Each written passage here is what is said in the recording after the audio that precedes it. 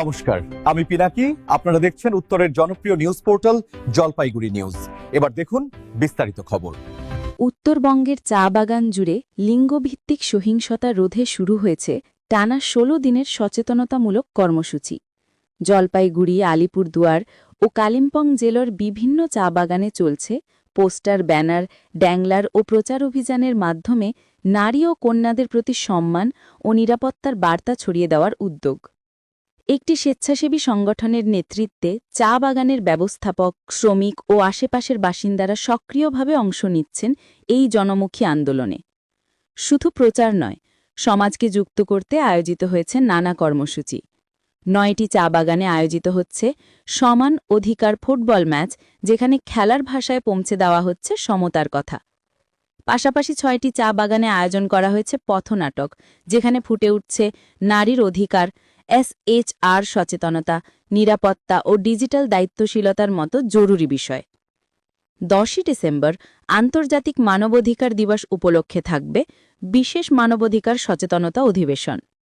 এর ঠিক আগে ৯ ডিসেম্বর আলিপুরদুয়ারের শঙ্কুশ ও কুমারগ্রামে ফুটবল টুর্নামেন্ট ও জলপাইগুড়ির কারবালা ও রাঙামাটি চা বাগানে পথনাটক অনুষ্ঠিত হয়।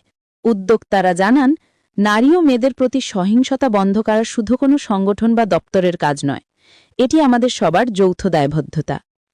চা বাগান সম্প্রদায়ের এই সম্মিলিত পদক্ষেপ নিরাপদ, সমতামূলক ও অন্তর্ভুক্তিমূলক সমাজ গঠনের পথে এক গুরুত্বপূর্ণ বার্তা বহন করছে।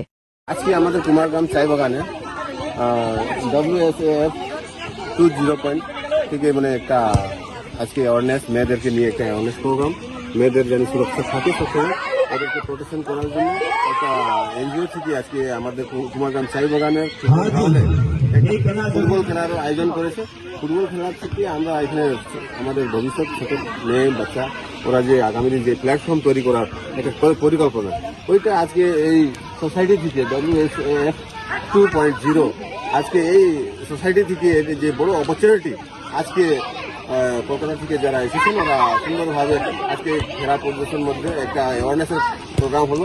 আগামী দিন বাচ্চারা এই যে মোবাইল, ড্রাগস, নাশা থেকে যে ব্যস্ততা থাকে ওটা দিয়ে বঞ্চিত করার জন্য আজকে এইসব ক্যাম্প করে মানুষকে অ্যাওয়ারনেস একটা করলো। আমাদের মেয়েদেরকে, আমাদের ছেলেদেরকে একটা উৎসাহ বাড়ানোর জন্য এই সোসাইটিটা কাজ করছে।